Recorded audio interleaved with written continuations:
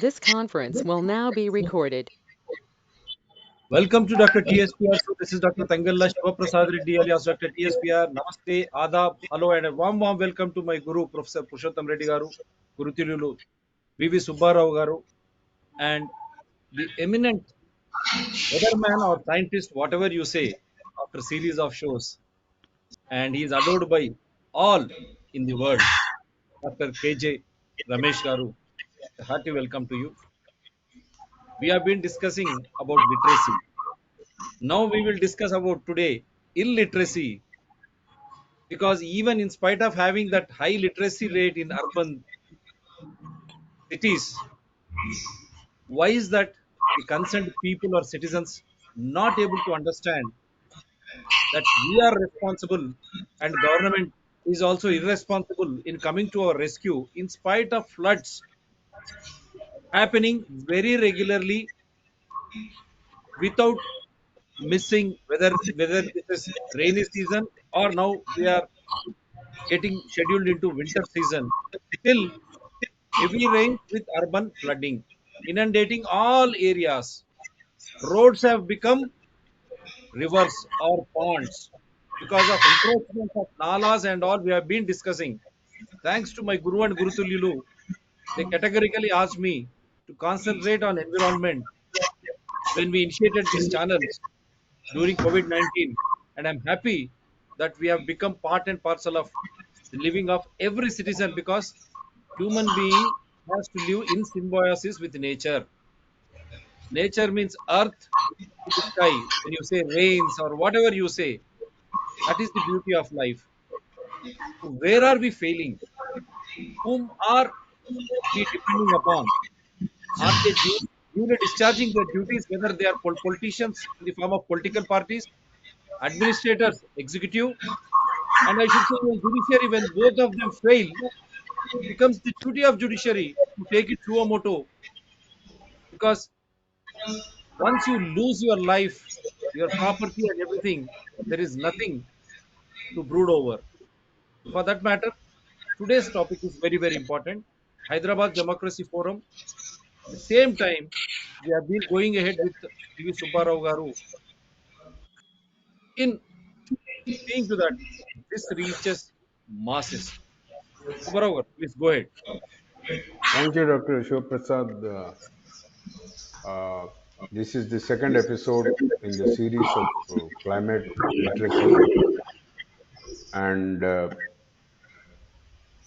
welcome to Professor Purushottam Reddy, Dr. KG Ramesh Garu, and Purushottam Reddy, a well-known environmentalist, and trying to sensitize the people last almost 4 decades on several issues. Particularly, he emphasized on the ozone issues, now on the climate. Dr. Ramesh, once again, is a retired director from Indian Meteorological Department. He was also advisor for air quality monitoring for New Delhi government, and he has a lot of awards and rewards for his, committed work. And presently, he is also associated with Asian Institute of Technology, Bangkok, Thailand, and also visits West Asia, including Indonesia, on advise and extending his advisory services in those countries. So we are back for the second episode, and during the first episode, we were discussing on the Indian traditions, traditional knowledge, and our cultural way of teaching the younger generation through informal education system, like during the Sankranti, the sun chariot, we make the rangoli facing the north. That means, sun moving to the north. We have very close, and we have also categorized, the farmers as the primary stakeholders with high traditional knowledge. Fishermen, as you rightly pointed out, that they need the weather reports during the extreme weather conditions in the coastal areas. And the third most neglected is the tribal people who depend on the climate, seasons, and forest harvest. Unfortunately, this country and the world, they bring them to showcase their international conferences. But seldom a serious attempt has been made to understand, document there, and also reciprocate through patent rights to these tribals. Today, we are moving to our fourth stakeholder, who is completely climate illiterate. You see, out of the sight is out of the mind. Today, the younger generation, they only know their tap gives the water. This was up to 2000. Since 2000, my grandchildren, they know it is the mineral water bottle fellow who brings the water. He doesn't know which river gets the water. He only knows, yes, today we got the jar. So we are shifting away, drifting away from our roots, and we do not know from where the raw material for the bread comes, and we only know our bakery. So there are several issues, we are looking into it, and today urbanites, for some reason or the other, they feel they are empowered, they are powerful people, close to power circles, has a lot of money. They can have command over anything. They can make any river to flow to satisfy their thirst. If possible, they can bring Ganges to Bangalore and Hyderabad too. But today, their ego is being challenged by the nature, and it is threatening the very survival of the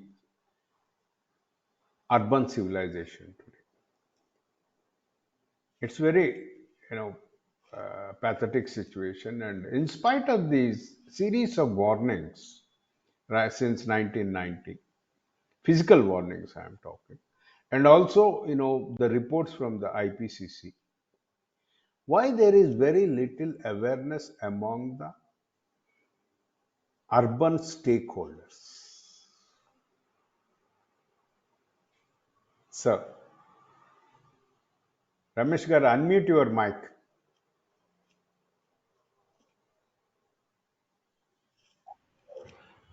Very good morning and happy to see Professor Purushottam Reddy garu amongst us today. Um, this is a very important issue we are discussing. Basically, as you said, educated people and they have access to all information, global developments, touch of a button in live mode. People are knowing the developments, whether good or bad, everything is there.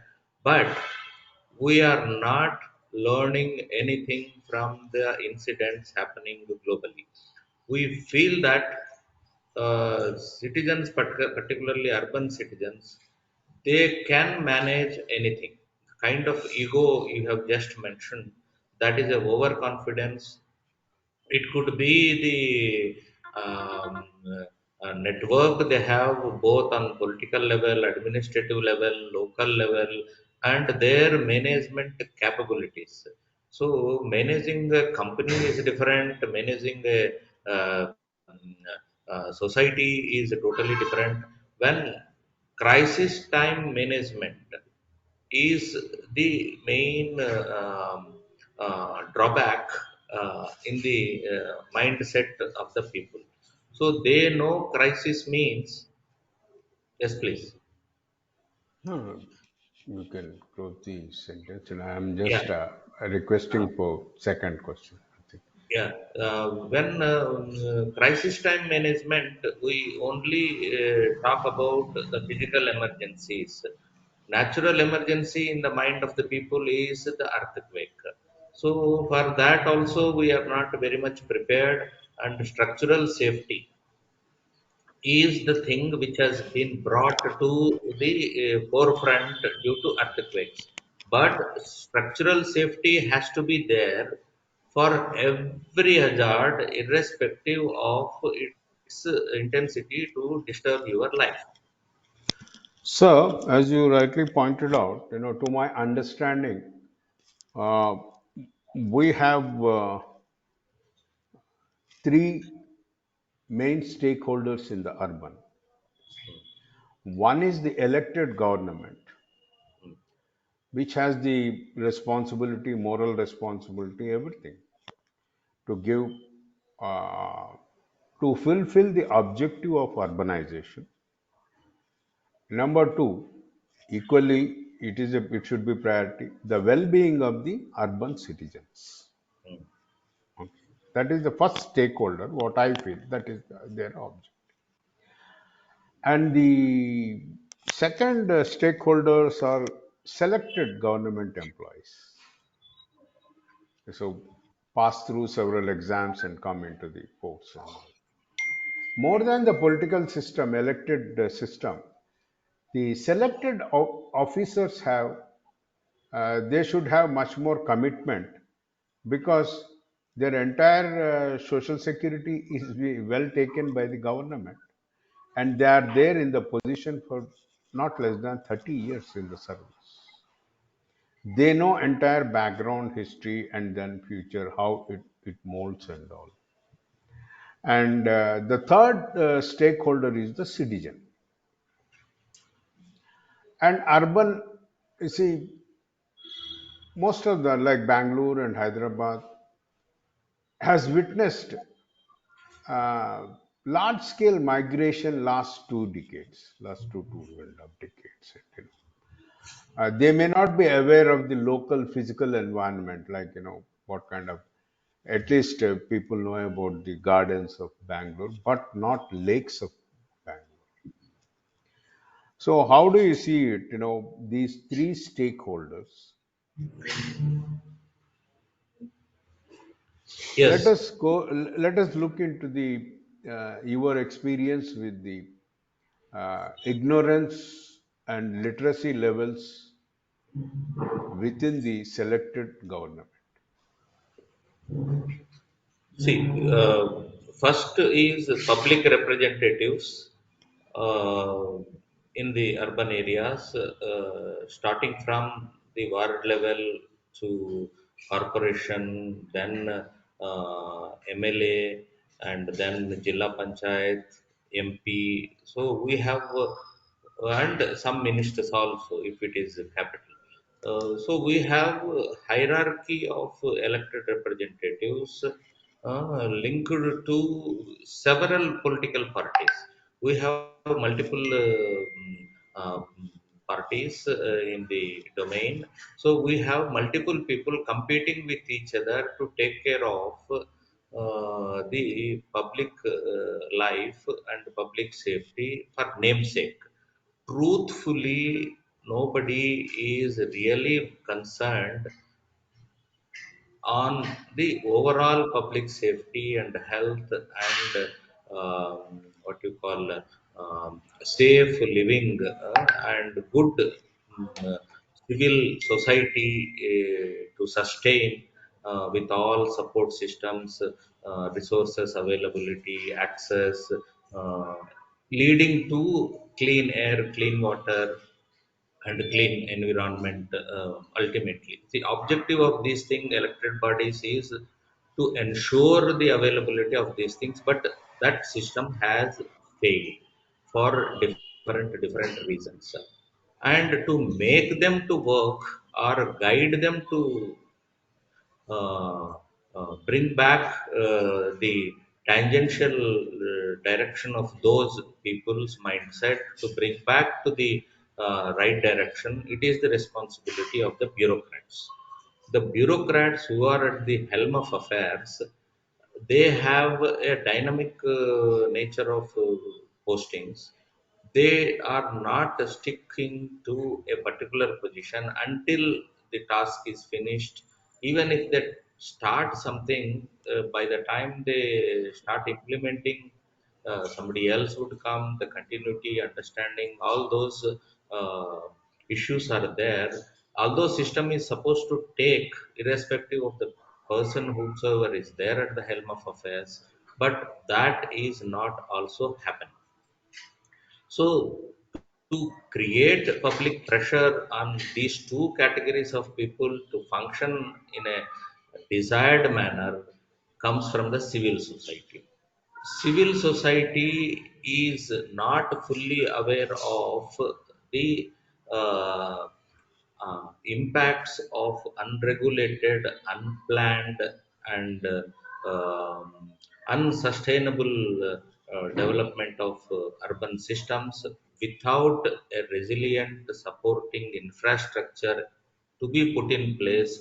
With the increased migration of population is the cause of the misery prevailing on the ground. So every system is getting paralyzed. We have insufficient systems, we know that, to meet any eventuality. But the whatever systems are there, they are also not functioning to their designed capacity. So we have issues on several fronts. The kind of illiteracy the civil society has, the main reason for not creating a pressure on bureaucrats and the public representatives to uh, function in a particular manner leading to sustainable development. Thank you, sir.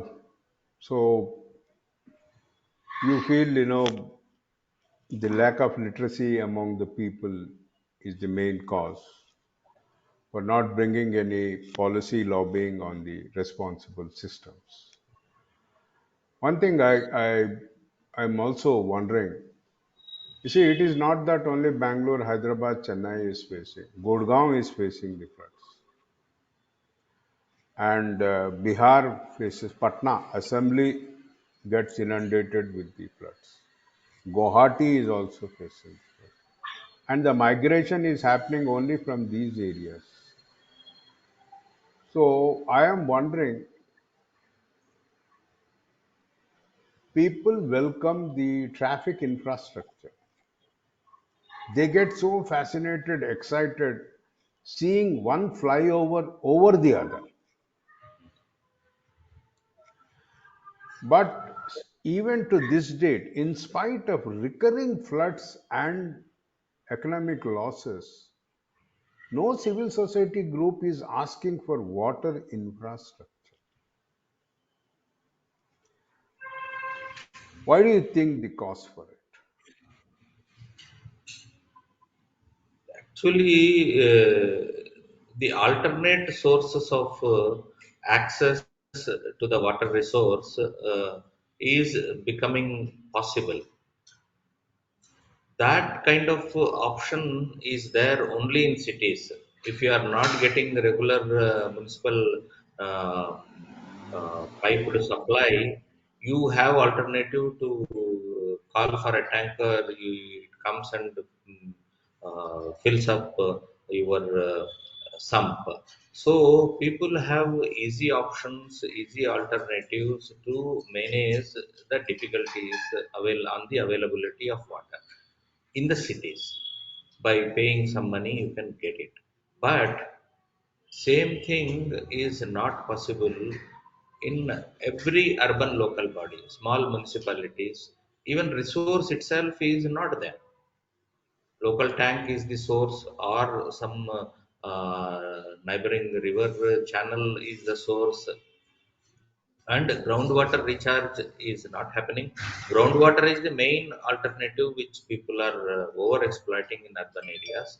Once that critical situation comes, uh, furthermore extraction of groundwater becomes impossible.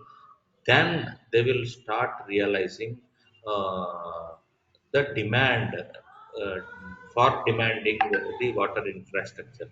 Some signature of this you can see in Hyderabad. Sometimes we talk about Krishna water coming, sometimes we are talk about Godavari water to be brought to Hyderabad. So something like that, that signature of such difficulty is seen in Hyderabad. But by and large, that kind of crisis, Maharashtra has felt. Tankers used to go from different parts of the country, railway tankers, to supply water. Yeah, sorry for interrupting you, but water infrastructure, as you pointed out, people are looking at supply of fresh water to the households or the companies or to the industries. But water infrastructure covers three levels.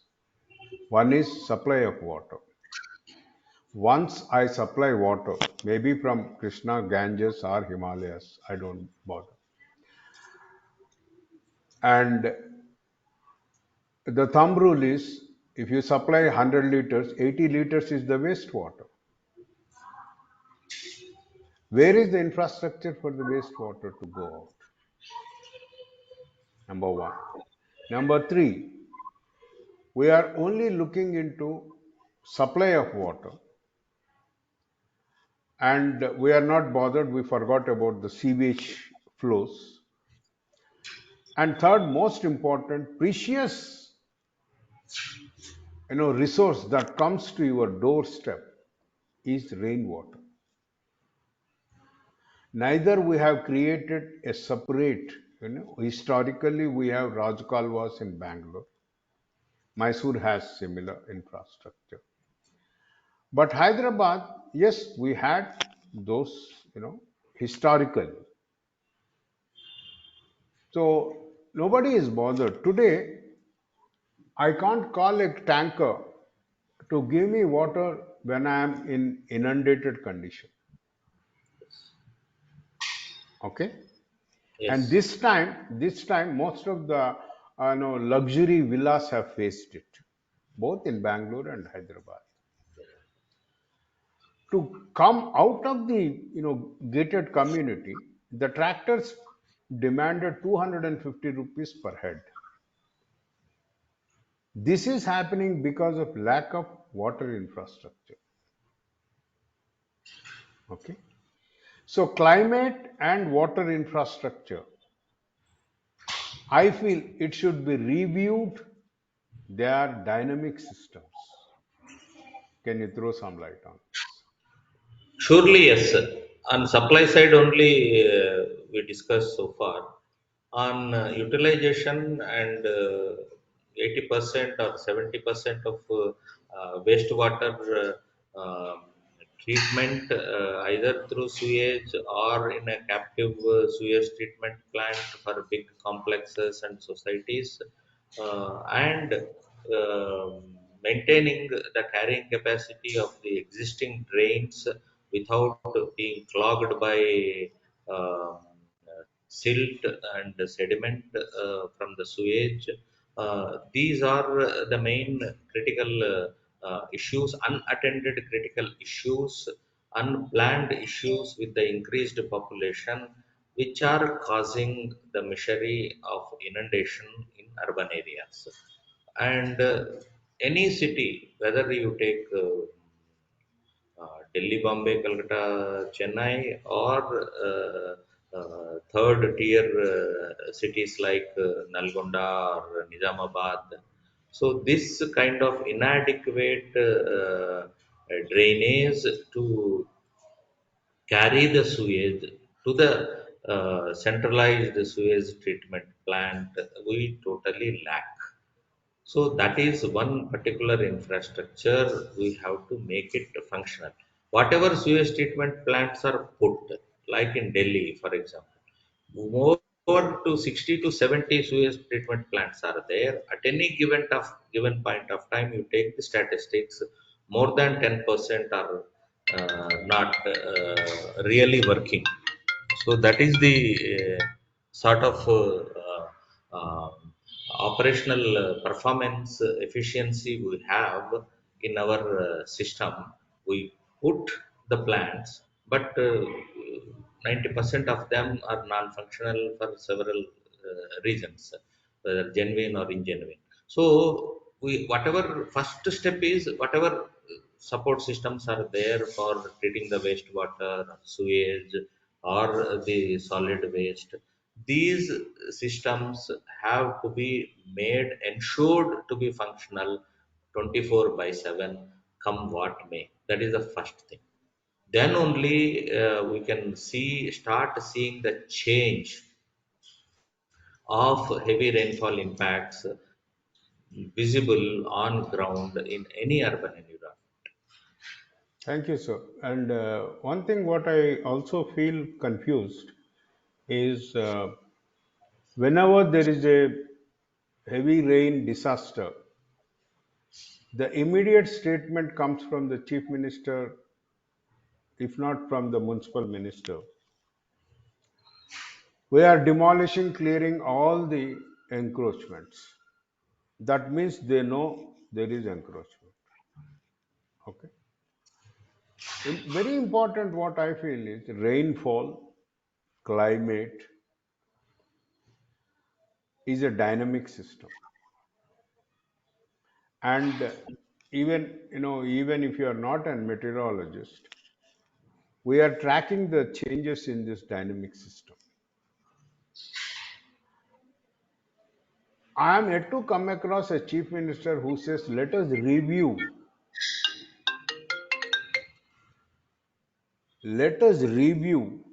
30 years of rainfall trend and our existing water infrastructure.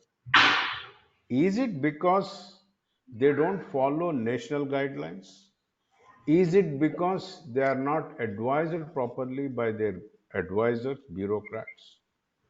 Is it because they are totally unaware of COP 21, 22, 23, 27?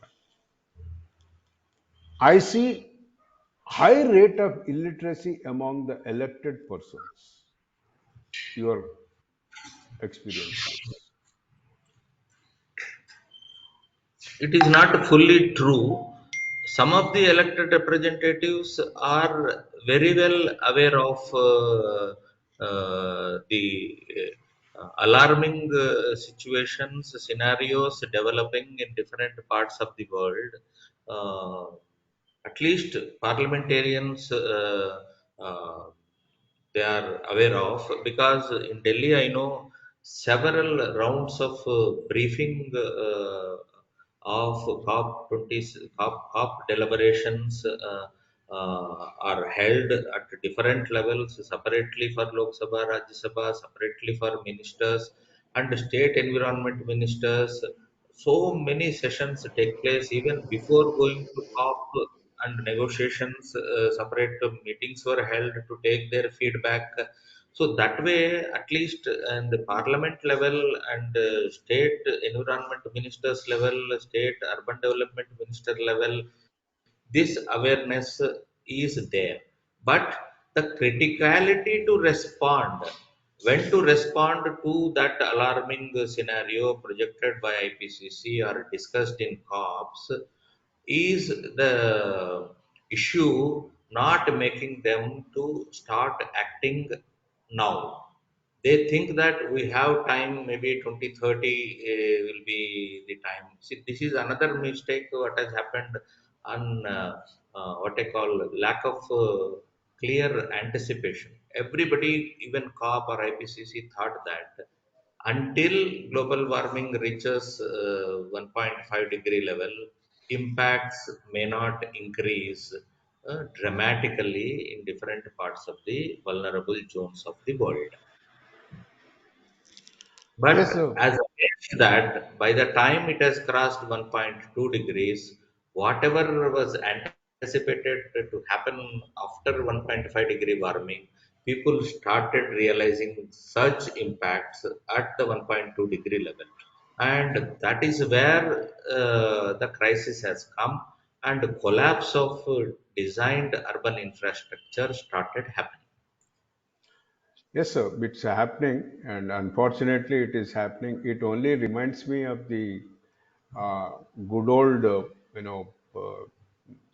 fact in the history. The last Mughal emperor, Bahadur Shah Zafar, or something like that, he was told by his advisors that the enemy army is coming up to Agra and all. So whenever they used to brief him, he used to say, "Delhi bahut dur hai." Delhi Bahadur. Yes, Ultimately, that fellow lost it. yes, It's the same situation I see. Whether and I also feel that this 1.5, 2.5, it may be beyond their comprehension to visualize and understand. But the physical manifestation of the disasters of urban flooding is escalating year by year, yes, which is, everybody is witnessing it. We need not go to COP27 to, learn this. yes, yes. Is it because of the lack of political will? If you have reservations, I keep this question to Purushottam Reddy garu. Okay, that's what I feel. See, political will lacking is partly true. Why? Because there is a nexus in the true development planning of the urban area and the urban developers and the politicians. So, because of that nexus, we are allowing the deviations of the developmental planning, which should not have been allowed in true sense. Seeing the increasing vulnerability factor due to that allowed deviation due to whatever consideration between the nexus between the developers and the politicians and the elected representatives. And the bureaucracy is part of that whole exercise. So they formalize those deviations by giving due justifications in the process, approval process, and then things are allowed to happen the way developer wants, the way the uh, nexus demands to happen. So that is the main reason for it. But the bureaucrats in charge of town and urban country planning and the developmental authorities, city developmental authorities. In every city, we have industrial development authorities. We have not only city development authorities, within the city, industrial development authorities are also equally responsible. Because 30% of the development is industrial cluster in every urban area. So we have development authorities failure and the nexus between the developers and builders not stopping the unplanned, unregulated, unsustainable, unsafe development allowed over the 3 decades. To ensure, you know, transparency and exchange of information, Government of India insists for convergence meetings every month in every state. Particularly, it happens in the capital cities. Okay. Every month, ritually, the convergence meetings happen. Do you think that there is no serious debate in the convergence meeting because TSS has to attend that?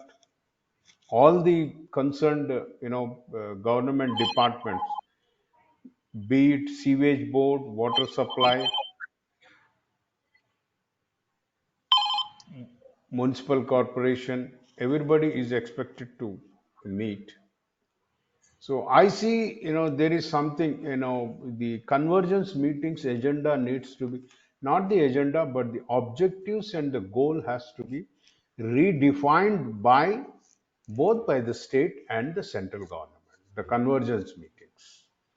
Because climate has become, the topmost.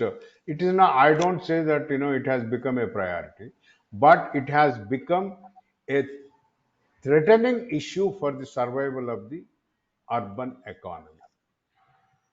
Yes, sir. Yes, truly, yes, to that. We have ritualistic meetings happening even for disaster management before the rainy season in urban development authorities, urban local bodies. There is a chief secretary sits for such meetings. Despite that, clear-cut, truthful action plan with the bottlenecks which are creating urban flooding and uh, inundation in urban areas are not really addressed. Why? Because one reason engineering departments of the urban local bodies are not interested in solving the existing problem. They are interested only to create new avenues of larger investments and infrastructure that may solve the problem or may not solve the problem. Unless you link the existing infrastructure to the new infrastructure, solution cannot come. But this kind of overall understanding, the elected representatives don't have.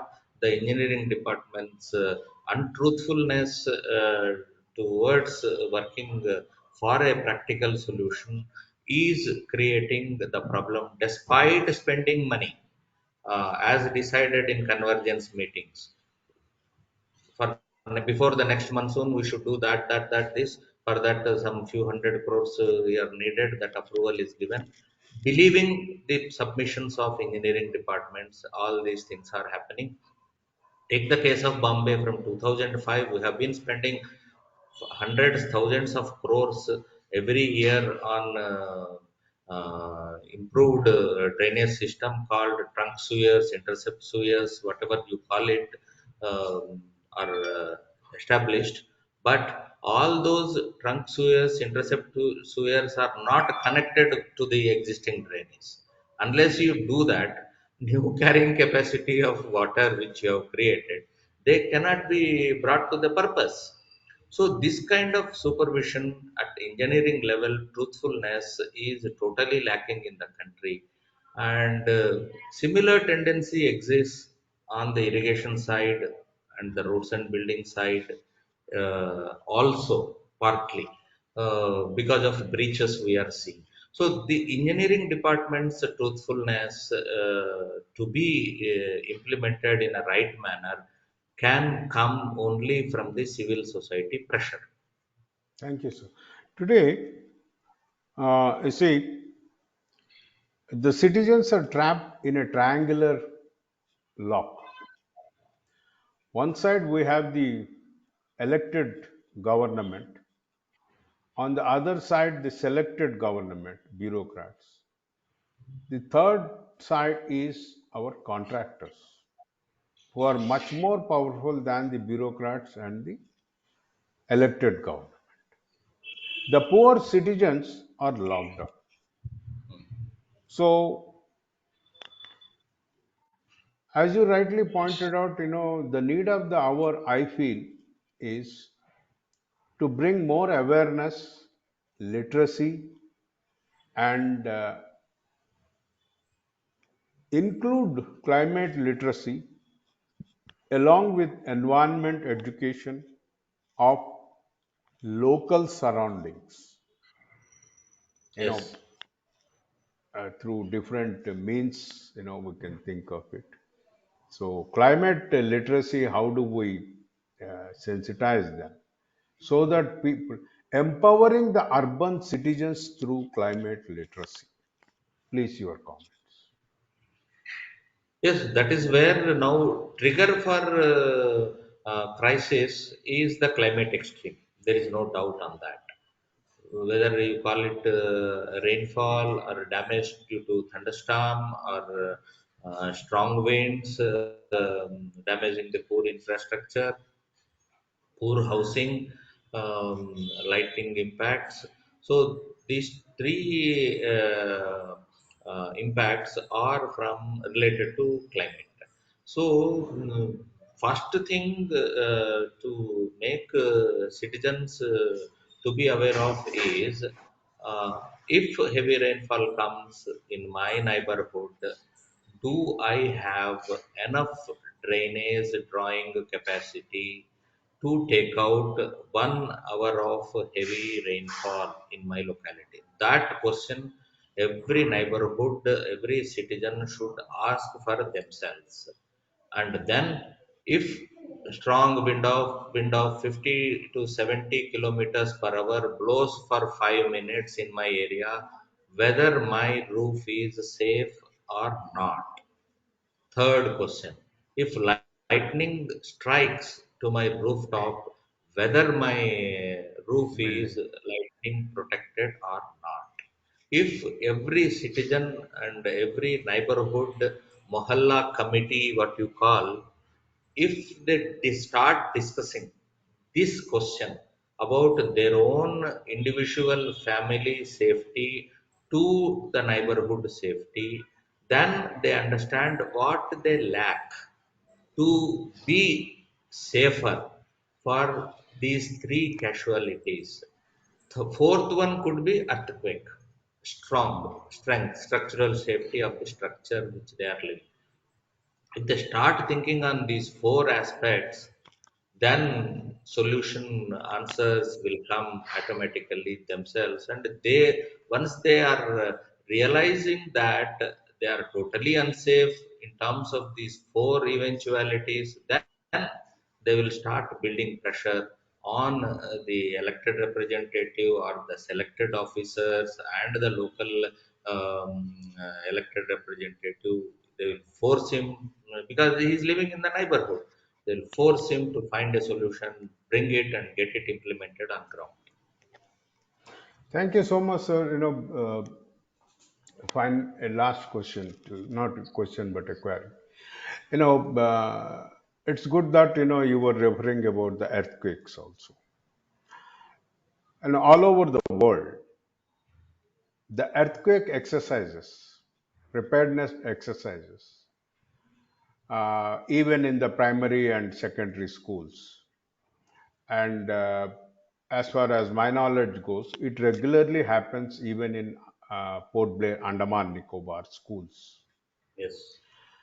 Do you think that the time has come to create some kind of a training module and also make the government to conduct the preparedness activities during the flash flood periods, Yes, similar to earthquake exercises?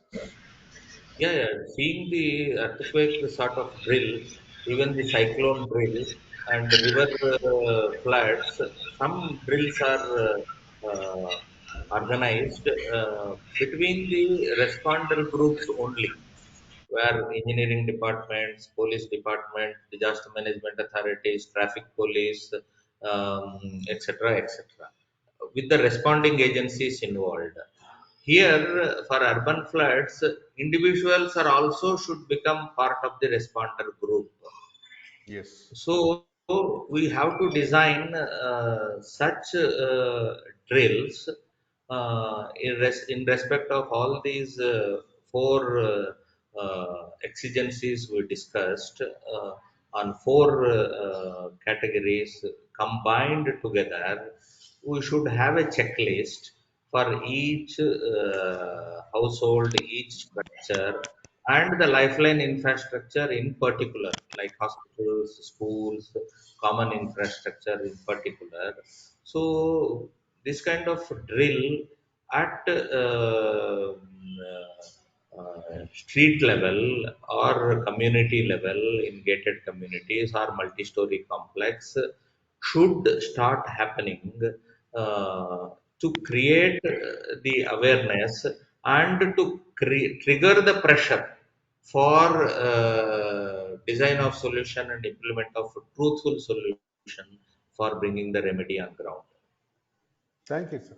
And this reminds me, this gives me an idea that our third episode could be what an urban citizen should know.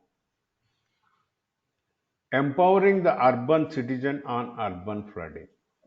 This is Yes. most important, Yes. Uh, Yes. are you living nearby a nala? Are you living nearby a river? Are you living nearby a... How is the drainage system in your place? Okay, Yes. so that Yes. that may lead in that may give us some more ideas in developing a, a training module for you know the primary stakeholders of urban planning, you know Yes. the people, how Well, they should get prepared for surely. this. Okay, Surely. Yes. this one I feel it's most important. Which department they should they reach out, who is responsible, what are the emergency things, what a citizen should know and act during the urban flash flooding. This could be our a third episode in the series of climate literacy. And there are a long way to go on urban these things. So thank you so much, Dr. Ramesh Garu, for your valuable time and valuable suggestions you have given. And now I move to Professor Purushottam Reddy Garu, who is So these Anna, please.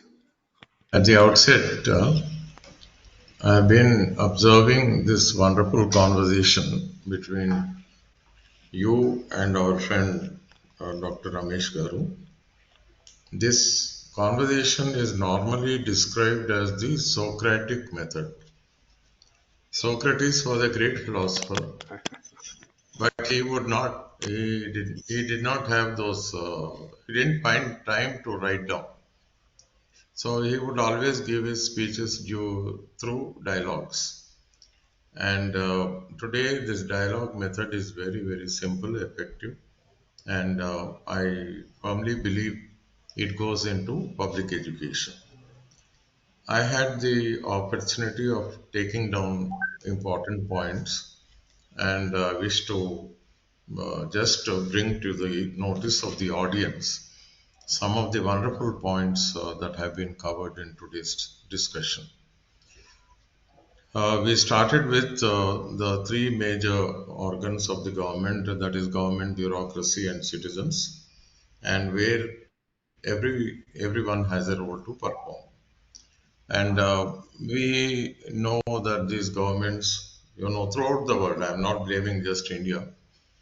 Most of the governments in the world, including Russia and China, they are now in the grips of the corporates. Though the Chinese may not accept it, it is very well known that the richest of the rich corporates in China have a direct contact with the Chinese government. So, what is this model that the world is witnessing today? It is a model where the corporates are dictating the terms. So, this is the first major thing. And I really do not blame the bureaucracy because they have never been trained to be responsible people. While they were pursuing their regular education, like BA, BSc, BCom, BTech, or whatever they have studied, they never had the subject of political science or public accountability or social responsibility.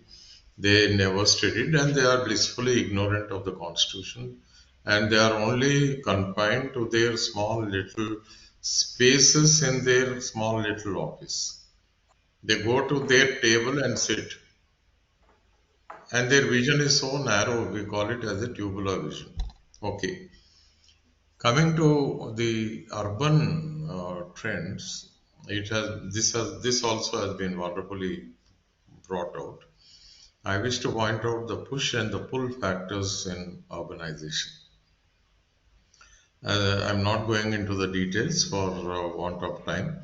And this country has had national commissions on urbanizations from every 10 years. And I think the sixth or seventh report also has come out. We need to verify. But that again is a very routine kind of a work. very, very, what we call it as the superficial reports, which even if the reports are sincerely, honestly implemented, it is not going to improve the quality of life in urban areas. Because I had the opportunity of going through the fifth and the fourth one, and there I find it as very, very compromising attitude of the people who wrote the. Then we go to the mindset of the people. You were excellently right when you mentioned that people in the villages are connected to their background ecosystem. అక్కడ ఏంటంటే they are like the children of the nature, and they are very conscious of that very important umbilical cord which connects them to their background ecosystem. And that is why their knowledge on nature, disasters, floods, and even the potentialities of nature, they can identify so many trees, so many birds, and everything, and their knowledge is wonderful. When it comes to the same people, because of compulsions within the family, and here I wish to point out neglect of the rural areas, because there are no standardized schools and hospitals and other infrastructure, and therefore there is a lot of migration. And when these people who migrate from the village, they come to a totally new setting, that is, whatever, it can be a small town or a district headquarters or even a state capital, or it could be national capital. What happens is, once they migrate, their original umbilical cord with nature is cut. You can call them as environmental refugees. And it is impossible for them to once again re-establish that connection in an urban setting, because nobody makes an attempt to reconnect with nature. So once a person migrates to a city, he is a refugee and in search of an identity. Another tragedy of our contemporary times is that the entire education is, what is the role of education? I have been in that field for more than 60 years. Believe me, I feel very sad. 50 years to be very precise. And what is the education that we are really giving them? I'm reminded of Rabindranath Tagore's very famous poem about where the mind is free and without fear. Believe me, friends, even the vice chancellors are not free, and they always work under the fear of the shadow of the state government.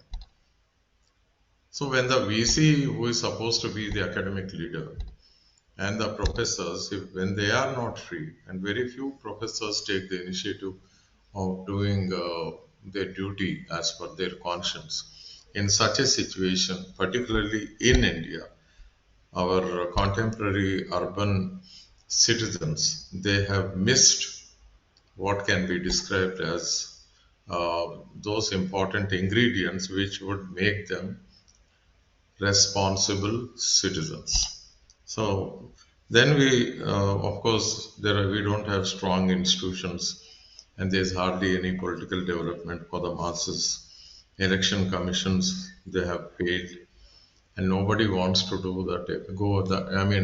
Nobody wants to take that extra reaching out or working on that extra mile to reach the people. And here I am reminded of the doctrine of implied powers of Chief Justice Marshall. If only our bureaucrats and politicians and judges, if they are conscious of their responsibility and accountability of the people, and if they take that extra initiative of reaching out to the last person, I think we can make the difference. One last point, as Suvarna pointed out, see, local governments are suppressed. I don't say they are not only suppressed, oppressed, repressed. In fact, today in India, you have, for example, take the case of Hyderabad. 150 corporators, and we have a mayor and a deputy mayor, and they are nowhere to be seen. Hyderabad, particularly our forum, Hyderabad Democracy Forum, last 3 years we have been highlighting these issues regularly. It is the duty of the local government to invite our group. Thank you, sir. All of you have been rendering human service. Please share your thoughts to us. You guide us or let us come and discuss because everything is in public interest. That approach is not there.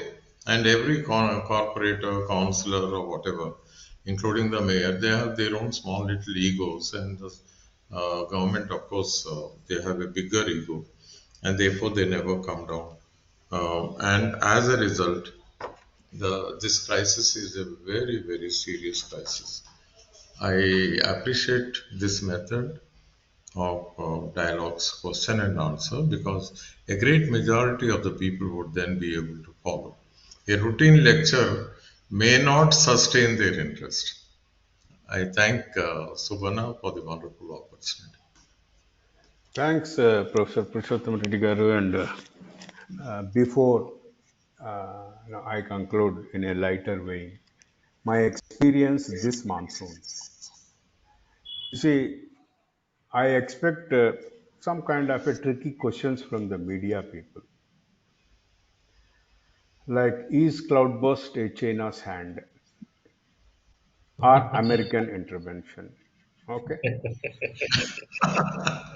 in most, I am coming across, the common urban citizen asking me, sir, yesterday you spoke that monsoon shifted to October. How it can shift?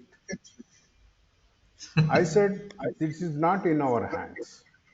The only thing in our hands is how to clean my floor. Yes. When it rains, I have to see how, whether it is heavy volume or low volume, whatever it is, it must go out. Believe it or not, no one asked me about the water infrastructure. Everybody is asking, is China behind the cloudburst? Because that was the statement given by a powerful man in a powerful position. Yes. Why we should run about it? Today, the urbanites are losing their own reality because if given an option, they will outsource even the flushing of rainwater from the cities. You have to, every urban citizen have to realize their basic duties, responsibilities, and their rights, and also should understand that what a citizen should contribute to the city and understand it. I think let us not discuss about waste our time on who is behind whom and how this is shifting.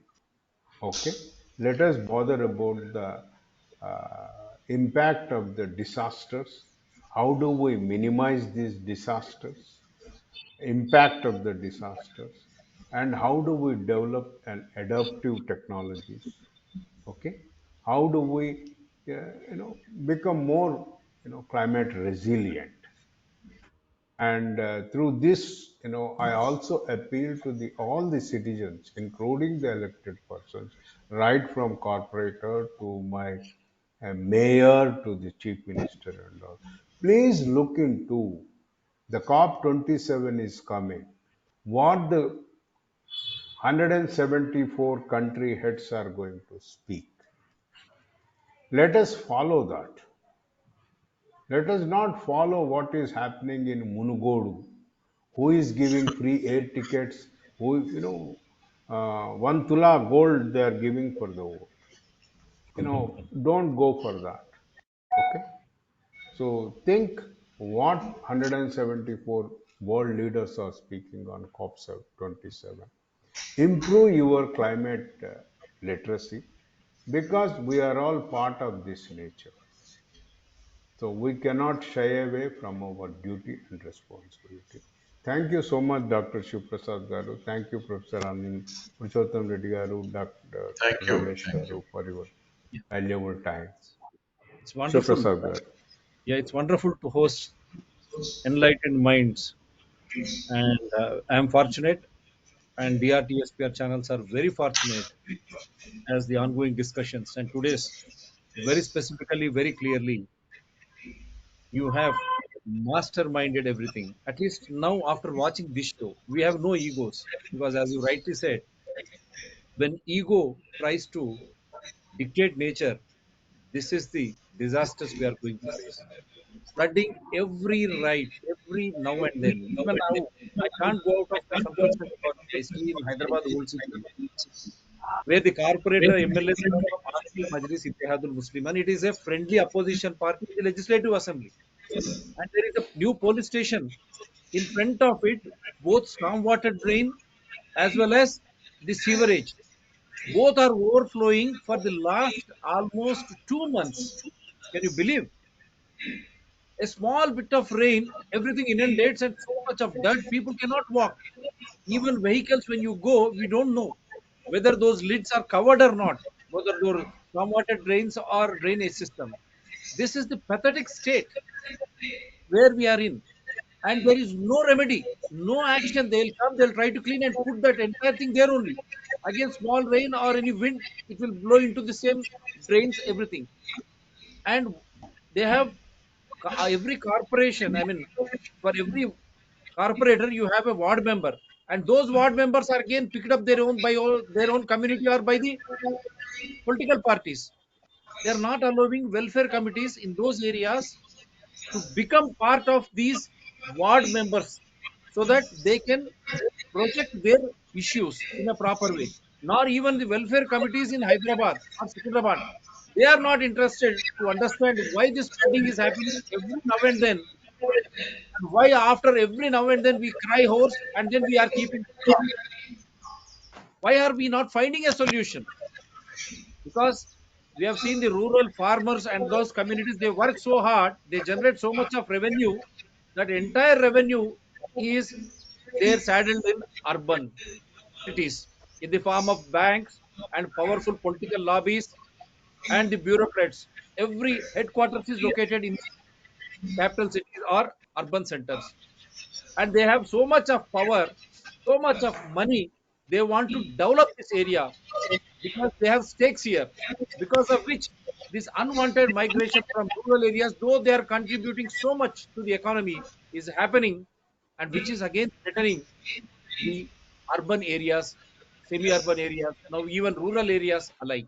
Because to create more and more infrastructure, these selfish politicians or bureaucrats, I'm not in particular against anyone, or their media pampered so and so contractors or engineers or real estate, they are trying to encroach nalas, canals, ponds, even forest areas, the green covers which we call.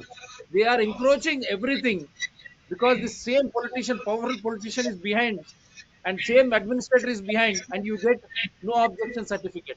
The land conversion happens. This is a big bane for any citizen.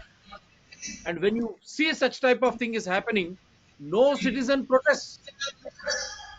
It is the duty of citizen, and they happily, believe me, after conversion of these land, you have building regularization scheme, land regularization scheme coming every now and they regularize it happily. At what cost? At the cost of your own existence. These citizens are not understanding now. The infrastructure is for 100 people there, whether it is water, piped water, or drainage, or stormwater drain, which is it has to carry. But if you have 1,000 people in that area instead of 100, the density of population, and if you don't have that infrastructure, what will happen?